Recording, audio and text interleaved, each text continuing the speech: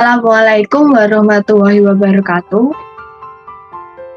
Perkenalkan, nama saya Rizkia Ainur Rohmah, absen 30 dari kelas 10 AKL 2. Di sini saya akan mempresentasikan mengenai interaksi sosial, komunikasi sosial, sosialisasi sosial, institusi sosial, dan dinamika sosial.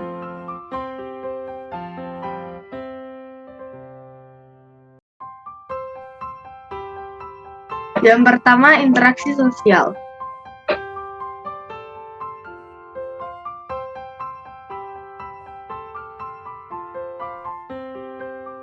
A. Definisi interaksi sosial. Interaksi sosial berasal dari kata interaksi, artinya tindakan yang terjadi secara dua orang atau lebih yang bereaksi akan timbal balik melalui kontak langsung maupun tidak langsung. Sosial yang berarti mencakup saling berkesinambungan atau bekerja sama seperti halnya manusia, merupakan makhluk sosial yang tidak bisa hidup sendiri dan akan membutuhkan orang lain. Pengertian secara umum, definisi interaksi sosial adalah hubungan timbal balik antara individu maupun kelompok untuk menjalin hubungan pertemanan, diskusi, kerjasama yang ditetapkan dalam kehidupan masyarakat. B. Definisi menurut para ahli. Yang pertama, dari Gilin dan Gilin, merupakan hubungan-hubungan sosial yang dinamis yang menyangkut hubungan antar perorangan, antar kelompok-kelompok, manusia antar perorangan dengan kelompok. Yang kedua, dari Homans, merupakan suatu tindakan yang dilakukan oleh seseorang dan menjadi stimulus bagi tindakan individu lain yang menjadi pasangannya. Yang ketiga, dari Shaw, merupakan suatu pertukaran antara pribadi yang masing-masing orang menunjukkan perilakunya satu sama lain dan saling memengaruhi. Yang keempat, dari Thibault dan Kelly, merupakan suatu peristiwa saling memengaruhi ketika dua orang atau lebih hadir bersama dan terjadi komunikasi antara satu sama lain. Yang kelima, dari Bonner, merupakan suatu hubungan antara dua orang atau lebih di mana kelakuan individu memengaruhi atau mengubah individu lain atau sebaliknya. Yang keenam, Sarjono Sukanto, bahwa interaksi sosial adalah proses sosial yang berkaitan dengan cara berhubungan antara individu dan kelompok untuk membangun sistem dalam hubungan sosial. C. Ciri-ciri interaksi sosial. Yang pertama, pelakunya lebih dari satu. Yang kedua, ada komunikasi di antara pelaku melalui kontak sosial. Yang ketiga, mempunyai maksud dan tujuan yang jelas. Keempat, ada dimensi waktu yang akan menentukan sikap aksi yang sedang berlangsung. D. Syarat interaksi sosial. Yang pertama, kontak sosial. Dapat diartikan sebagai hubungan antara dua pihak yang saling bereaksi dan menjadi awal terjadinya interaksi sosial. Kontak sosial juga dapat terjadi melalui kontak langsung, fisik, atau tidak langsung. Kontak sosial secara langsung misalnya dua orang yang saling menyapa atau saling tersenyum. Kontak sosial tidak langsung misalnya dua pihak yang berinteraksi melalui perantara seperti surat, telepon, media sosial. Yang kedua, komunikasi. Komunikasi adalah proses penyampaian dan penerimaan pesan berupa ide atau gagasan dari satu pihak ke pihak lain sebagai upaya saling memengaruhi. Komunikasi juga memerlukan beberapa komponen. Yang pertama, ada pengirim atau komunikasi. Pengirim atau komunikasi ini sebagai pihak yang mengirim pesan kepada pihak lain. Yang kedua, penerima atau komunikan, sebagai pihak yang menerima pesan dari pengirim. Yang ketiga adalah pesan. Pesan merupakan ide atau gagasan yang ingin disampaikan. Yang keempat, umpan balik atau feedback, merupakan tanggapan dari penerima pesan terhadap pesan yang disampaikan. Yang kelima, media atau alat, yang digunakan untuk menyampaikan pesan. Media bisa berupa tulisan, lisan, gambar, atau film. Bentuk-bentuk interaksi sosial. Yang pertama, interaksi sosial asosiatif atau positif. Interaksi asosiatif ini terdiri dari yang pertama, kerjasama atau cooperation, yaitu suatu pekerjaan yang dikerjakan oleh sekelompok individu atau saling membantu yang bertujuan mewujudkan kegiatan yang positif. Dalam kehidupan selalu memerlukan bantuan orang lain, namun tetap dalam batasan yang wajar. Contohnya gotong royong. Yang kedua, akomodasi adalah suatu proses penyesuaian diri untuk mengatasi ketegangan dari individu atau kelompok yang saling bertentangan. Bentuk-bentuk akomodasi yang pertama ada coercion, yaitu memaksakan kehendak pihak yang lebih kuat kepada pihak yang lebih lemah. Yang kedua, kompromi, yaitu pihak yang terlibat perselisihan saling mengurangi tuntutan untuk mencapai penyelesaian konflik. Yang ketiga, arbitrasi, yaitu tindakan mengundang pihak ketiga yang netral untuk mengambil keputusan guna menyelesaikan konflik. Yang keempat, mediasi, yaitu tindakan mengundang pihak ketiga yang netral untuk menyelesaikan konflik, tetapi pihak ketiga tidak berwenang memberikan keputusan penyelesaian. Yang kelima, konsiliasi, yaitu tindakan mempertemukan keinginan dari pihak-pihak yang berselisih demi tercapainya tujuan bersama. Yang keenam, toleransi, yaitu keinginan untuk menghindari perselisihan. Yang ketujuh, stalemate, terjadi ketika dua kelompok yang berselisih memiliki kekuatan yang seimbang. Yang kedelapan, adjudikasi, yaitu penyelesaian masalah melalui jalur hukum atau pengadilan. Yang ketiga, asimilasi. Asimilasi adalah peleburan dua kebudayaan menjadi satu kebudayaan. Yang keempat, akulturasi, merupakan penerimaan dan pengolahan unsur kebudayaan asing tanpa menghilangkan unsur kebudayaan asli. Yang kedua, interaksi disosiatif atau negatif. A. Persaingan kompetisi, merupakan interaksi sosial untuk saling bersaing secara individu maupun kelompok. Biasanya akan mencari keuntungan di bidang-bidang tertentu tanpa menggunakan ancaman kekerasan. B. Kontravensi adalah upaya seseorang untuk menentang suatu perkara secara tersembunyi supaya tidak terjadi perselisihan. Adapun biasanya seseorang akan bersikap ragu, tidak pasti, penyangkalan, bahkan penolakan dengan tidak mengungkap secara terbuka. Ini disebabkan karena perbedaan pendirian di kalangan tertentu. Contohnya membocorkan rahasia teman pada orang lain. Adapun perbuatan dalam bentuk kontravensi taktis, contohnya membuat tuduhan tiba-tiba tanpa alasan, menipu seseorang dengan berbagai alasan. C. Pertentangan atau konflik adalah sebuah pertentangan atau bisa lanjutan dari kontravensi yang sifatnya terbuka, yang biasanya akan menyebabkan pertikaian. Penyebabnya adanya perbedaan argumentasi yang membuat rasa marah hingga benci dan dapat menimbulkan untuk saling menyerang, bahkan melukai seseorang, bahkan kelompok. F. Bentuk interaksi sosial. Yang pertama, individu dengan individu. Yang kedua, kelompok dengan kelompok. Ketiga, individu dengan kelompok. G. Faktor pembentukan interaksi sosial. Yang pertama, simpati dan empati. Simpati adalah sikap ikut dalam merasakan perasaan orang lain. Empati adalah keadaan mental yang membuat seseorang merasa sama dengan orang lain. Contohnya, mengucapkan duka cita dan belasungkawa pada teman yang sedang berduka.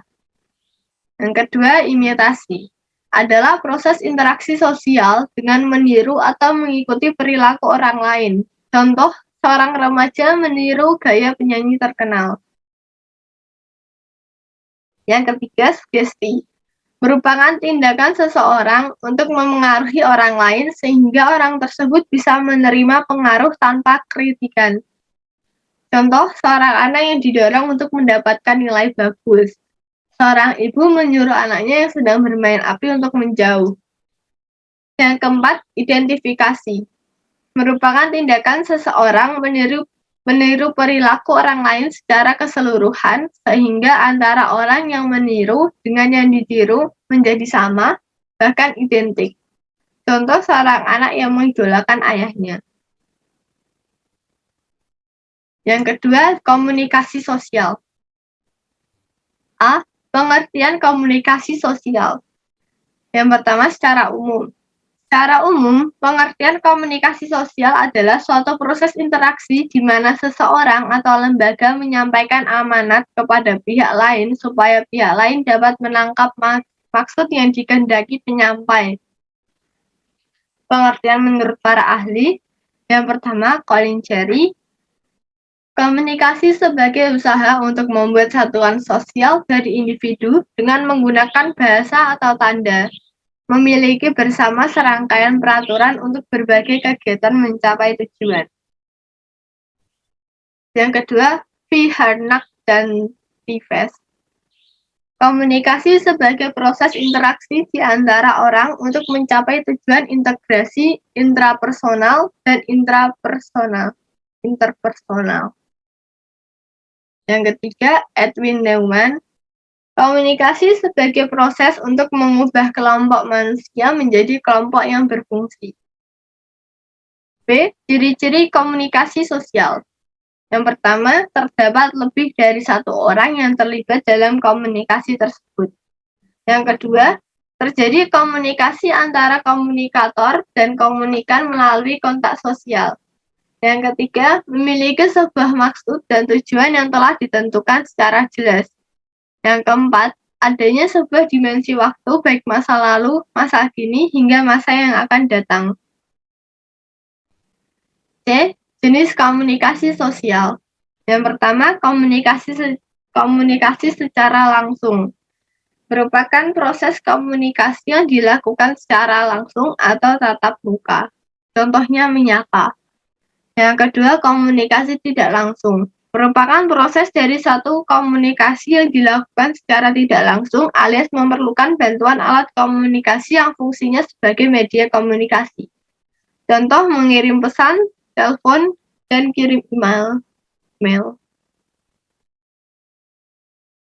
E. Syarat komunikasi sosial. Yang pertama, ada komunikator atau pengirim. Sebagai pihak yang mengirim pesan kepada pihak lain. Yang kedua, ada komunikan atau penerima sebagai pihak yang menerima pesan dari pengirim. Yang ketiga, pesan merupakan ide atau gagasan yang ingin disampaikan. Yang keempat, umpan balik atau feedback merupakan tanggapan dari penerima pesan terhadap pesan yang disampaikan. Yang kelima, media atau alat yang digunakan untuk menyampaikan pesan. Media ini dapat berupa tulisan, lisan, gambar, film. F. Faktor komunikasi sosial. Yang pertama, noise atau gagasan apapun bisa berpengaruh terhadap pesan yang disampaikan oleh si pengirim dan diterima serta dipahami oleh si penerima pesan. Yang kedua, konteks. Diartikan sebagai lingkungan tempat terjadinya proses komunikasi. Yang ketiga, sosialisasi sosial. A. Pengertian sosialisasi sosial. Pengertian secara umum, sosialisasi sosial adalah sebuah proses penanaman atau transfer kebiasaan atau nilai dan aturan dari satu generasi ke generasi lainnya dalam sebuah kelompok atau masyarakat. Menurut para ahli, pengertian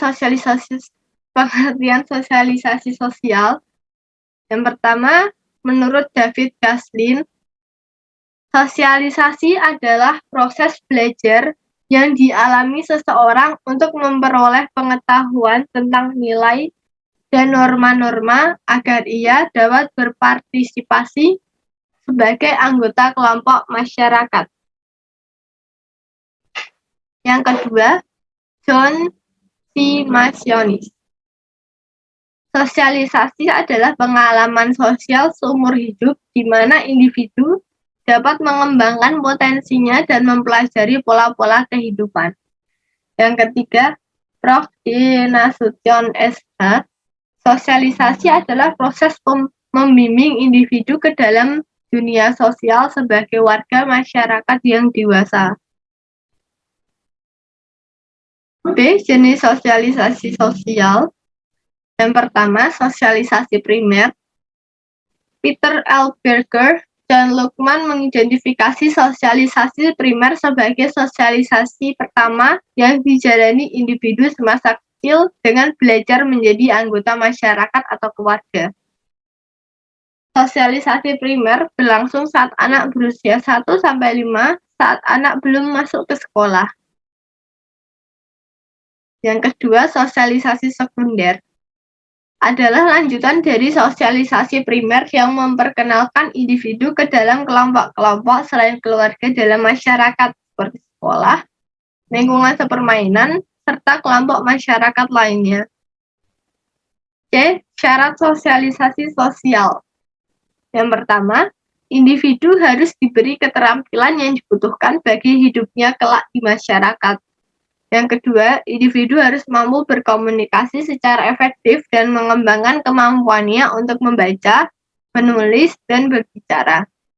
Yang ketiga, pengendalian fungsi-fungsi organik harus dilakukan melalui latihan mawas diri yang tepat.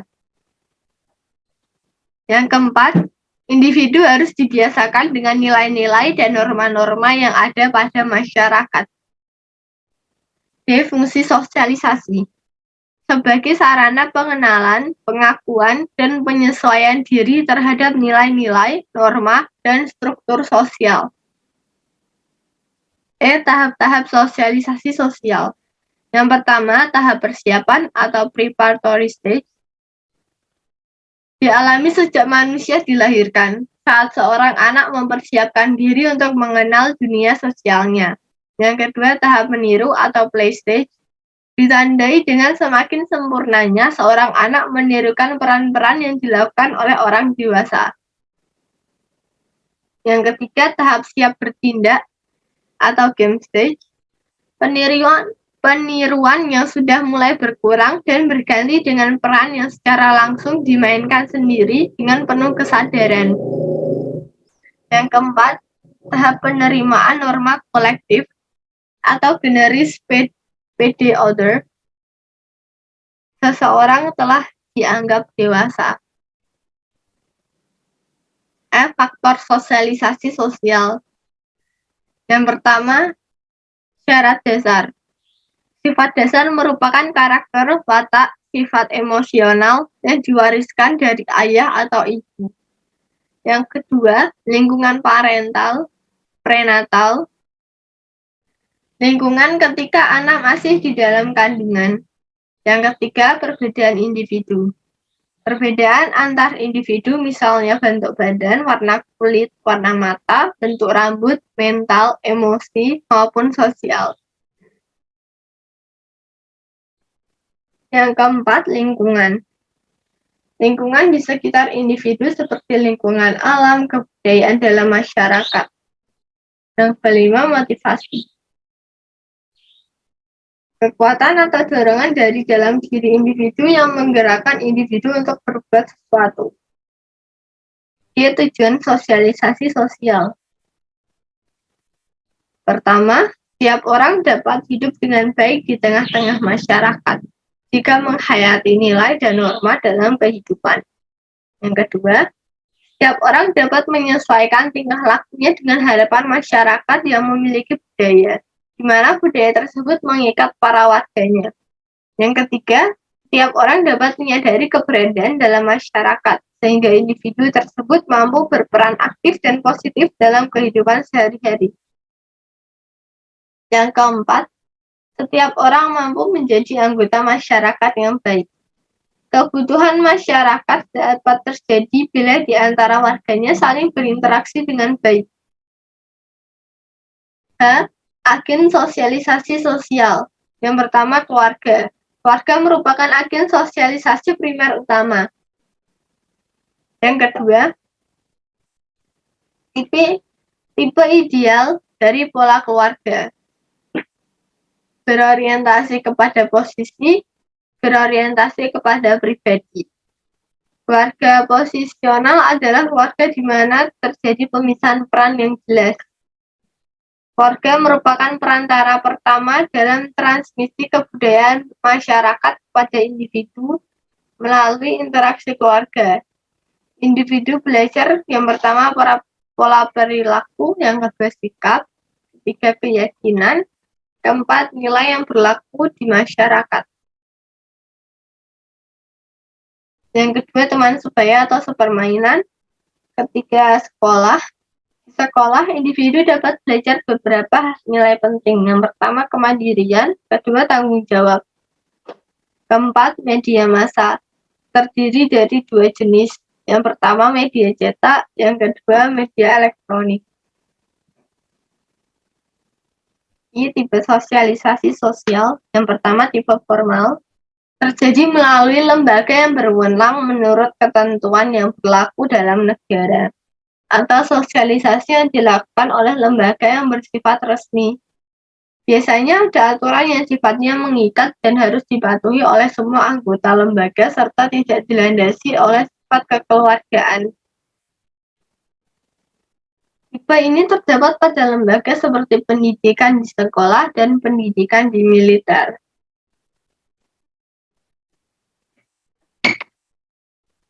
Yang kedua, tipe informal. Tipe ini terdapat di dalam masyarakat atau dalam pergaulan yang bersifat kekeluargaan seperti antar teman dan sahabat. Yang keempat, institusi sosial.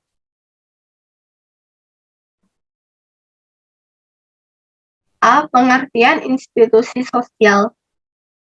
Secara umum, adalah sistem tata sosial yang diciptakan melalui adat istiadat dan disesuaikan pada setiap daerah yang berfungsi untuk mengatur pola maupun serangkaian tata cara agar tercipta suatu hubungan bermasyarakat yang memiliki tujuan utama. Menurut para ahli, yang pertama, Konjoraningrat, sistem tata kelakuan dan hubungan yang berpusat kepada aktivitas sosial untuk memenuhi khusus dalam kehidupan masyarakat. Yang kedua, Surjono Sukanto, himpunan norma dari segala tingkatan yang berkisar pada suatu kebutuhan pokok dalam kehidupan masyarakat. Ciri-ciri institusi sosial. Yang pertama, formalitas. Merujuk pada peraturan-peraturan, ketetapan, prosedur, kebijakan, tujuan, dan strategi. Yang kedua, hierarki. Yang mengacu pada suatu pola kekuasaan dan wewenang yang berbentuk piramida.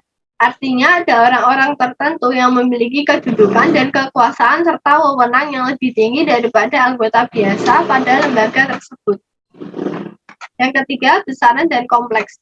Lembaga sosial umumnya memiliki banyak anggota, sehingga hubungan sosial antara anggota adalah tidak langsung atau impersonal.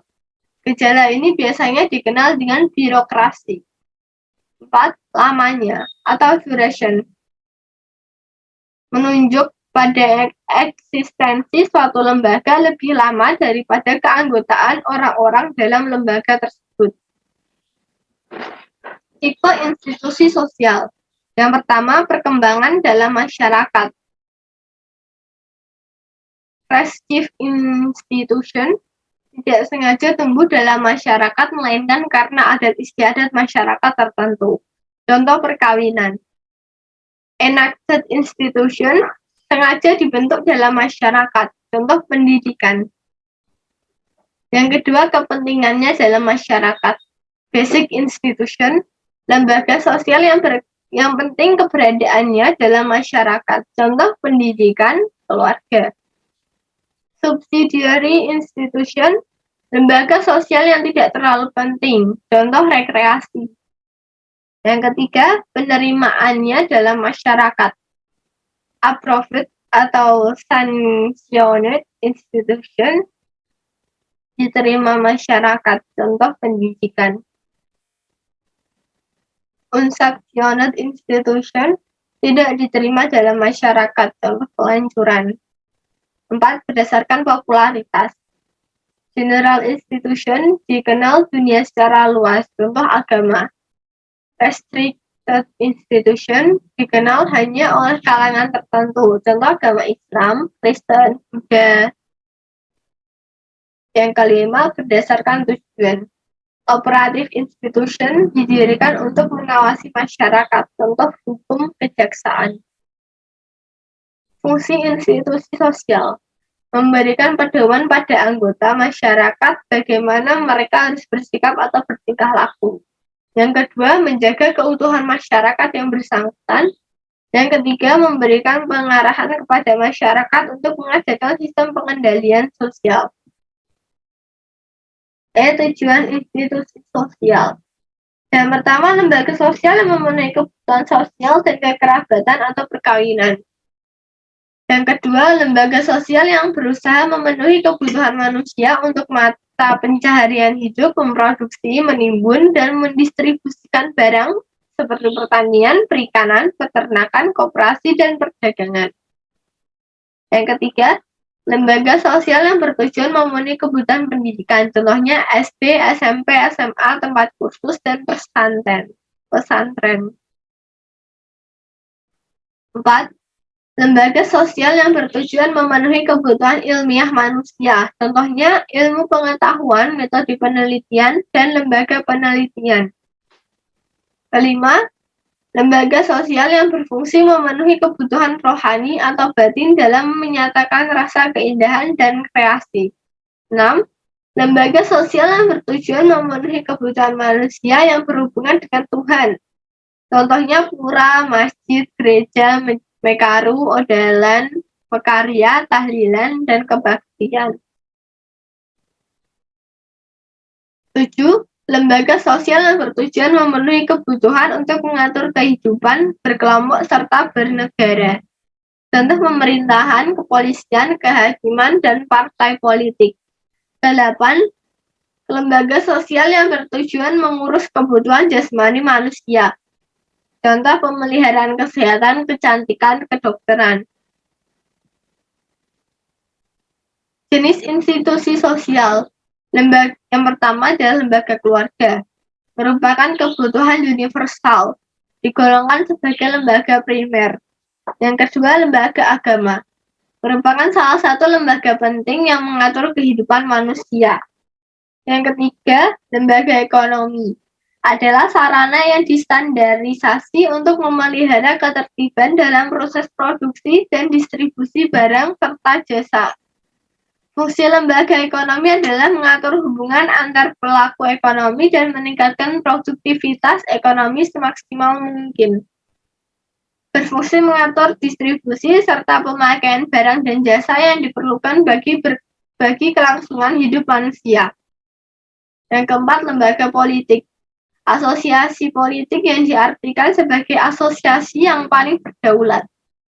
Yang kelima, lembaga pendidikan. Syarat institusi sosial.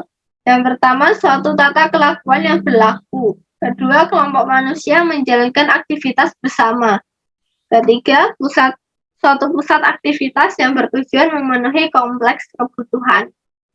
Keempat, mempunyai perlengkapan dan peralatan. Kelima, sistem aktivitas dibiasakan pada kelompok yang bersangkutan dalam suatu kurun waktu yang sama. Faktor institusi sosial. Yang pertama, prinsip demokratis, partisipasi, difusi inovasi, dan pemberdayaan. Yang terakhir, dinamika sosial. Pengertian dinamika sosial secara umum, segala bentuk perubahan yang terjadi dalam komponen masyarakat yang terjadi atas kurun waktu tertentu. Menurut para ahli, yang pertama William F. Cockburn, perubahan sosial yang meliputi unsur kebudayaan. Yang kedua Kingsley Davis, bentuk perubahan yang dapat ditandai adanya perubahan struktur dan fungsi masyarakat. B. Ciri-ciri dinamika sosial. Yang pertama, memiliki kesamaan motif antara individu dengan individu lainnya. Kedua, munculnya dampak interaksi ketika adanya penciptaan tatanan sosial maupun kelompok. Keempat, berdasarkan norma. Jenis dinamika sosial. Yang pertama, pengendalian sosial. Cara serta proses yang akan dicapai oleh masyarakat sehingga berbagai anggotanya dapat bertindak sesuai dengan harapan masyarakat. Yang kedua, mobilitas sosial. Peristiwa sosial pada individu serta kelompok bergerak dengan berpindah dari sebuah lapisan sosial ke lapisan sosial lainnya. Ketiga, penyimpangan sosial. Perilaku dari sejumlah besar orang yang dianggap sebagai hal tercela serta di luar batas toleransi. Keempat, perubahan sosial. Perubahan menyangkut nilai, norma, serta pola dalam perilaku organisasi. Bentuk dinamika sosial. Yang pertama, perubahan nilai sosial, norma sosial, pola perilaku individu dan organisasi, struktur sosial, kelas sosial, dan sistem pemerintahan suatu masyarakat. Faktor sosial. Yang pertama, internal.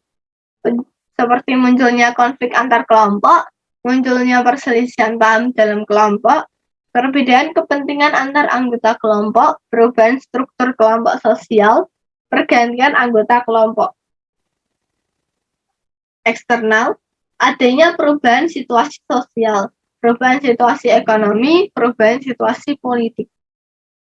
Fungsi dinamika sosial. Yang pertama, membangun kelompok kerjasama yang saling menguntungkan. Kedua, memudahkan semua pekerjaan. Ketiga, memecahkan sebuah masalah pekerjaan. Keempat, menciptakan iklim demokratis di dalam suatu kehidupan bermasyarakat. Syarat dinamika sosial. Pertama, punya struktur sosial, punya norma atau kaidah yang mengatur hubungan di kelompok. Ketiga, punya pola perilaku. Keempat, punya sistem tertentu dan selalu berproses. Tujuan dinamika sosial. Yang pertama, untuk meningkatkan proses interaksi antara anggota lainnya. Munculnya rasa solidaritas antar anggota kelompok sehingga dapat saling menghormati dan saling menghargai. Tercipta komunikasi yang terbuka. Produktivitas anggota kelompok yang menjadi meningkat. Dapat meningkatkan kesejahteraan hidup anggotanya. Sekian presentasi dari saya. Mohon maaf bila terdapat banyak kesalahan. Wassalamualaikum warahmatullahi wabarakatuh.